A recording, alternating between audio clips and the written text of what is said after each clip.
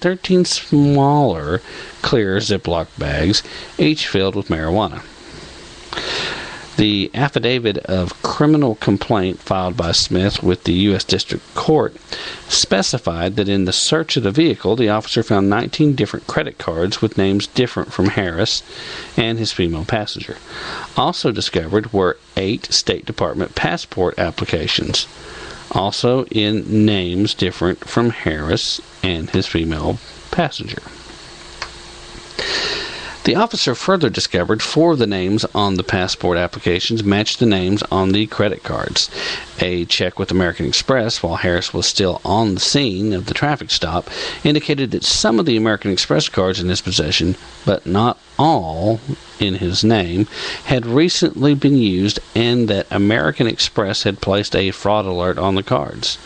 Smith brought Harris to the D.C. Metropolitan Police 6th District, where agents of the U.S. Secret Service, the State Department, and the U.S. Postal Service questioned him.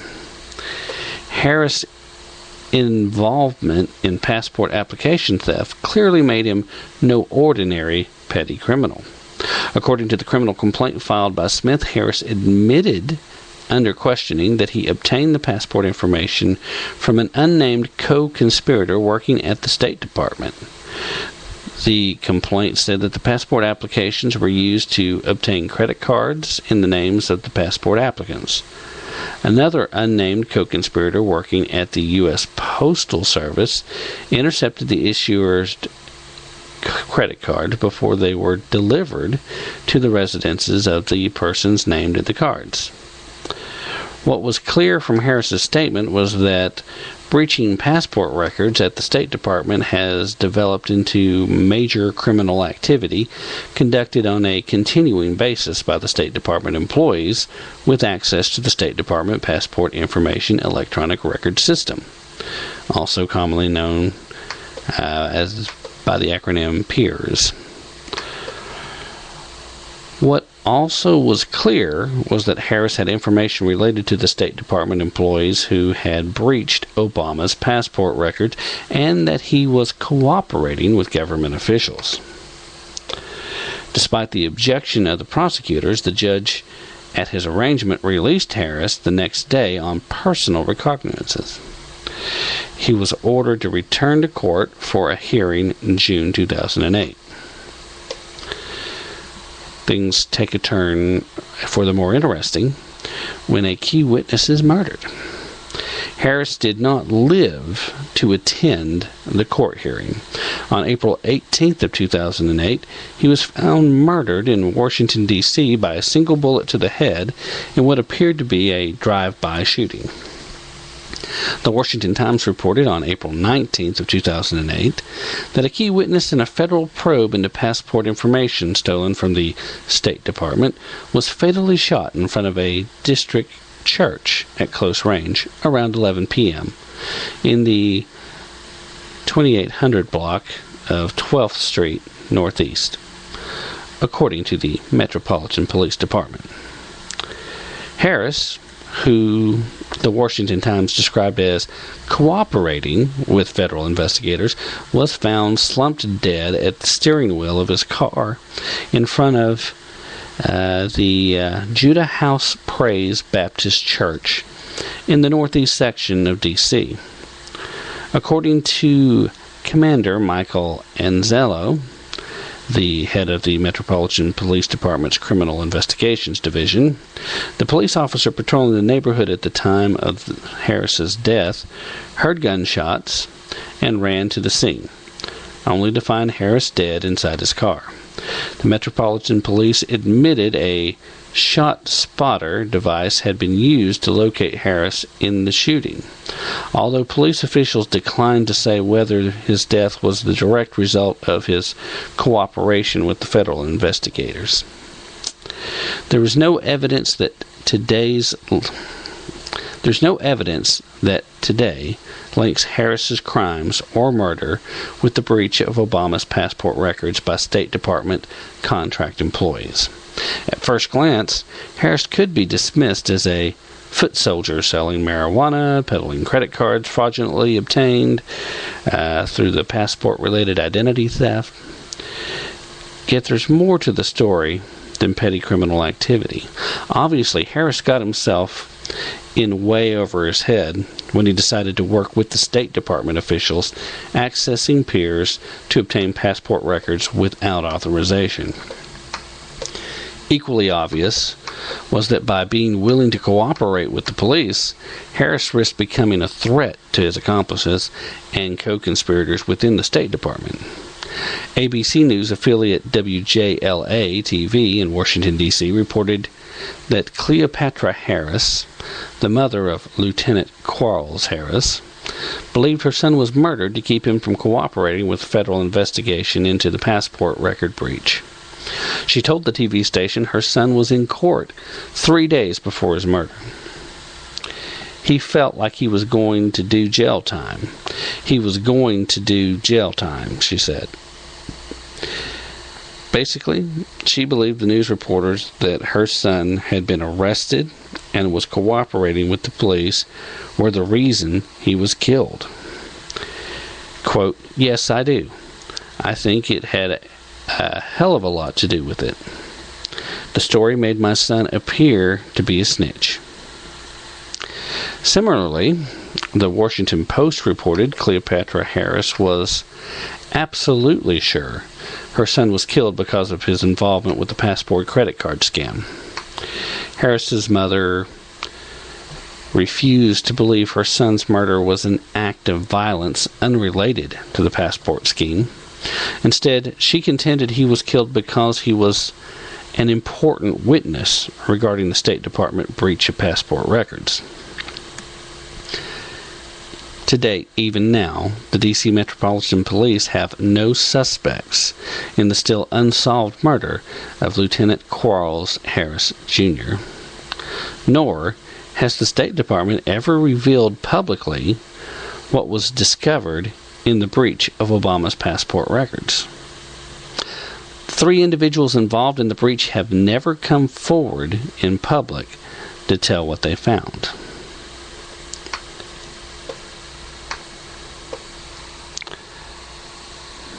This is still not the end of the story. 2 weeks after the report that Obama's passport records had been breached, then candidate Obama made the surprising disclosure at a private fundraiser, April 17, 2008, that he had traveled to Pakistan during his college years. Jake Tapper, then senior White House correspondent for ABC News, commented that Obama's disclosure that he had taken a college trip to Pakistan was, quote, news to most of us. Tapper said, quote, "It was odd. We hadn't heard about it before, given all the talk of Pakistan during this campaign." Tapper reported that, according to the Obama campaign, Obama visited Pakistan in 1981, the year he transferred from Occidental College to Columbia University, and that he had visited his mother and sister Maya in Indonesia on the same trip. Why was Obama disclosing now, for the first time, that he had traveled to Pakistan with his roommates from Occidental College? Did Obama use an Indonesian passport to travel to Indonesia and Pakistan in 1981? And was he concerned the breach of his passport records might end up disclosing such information, if that was the case?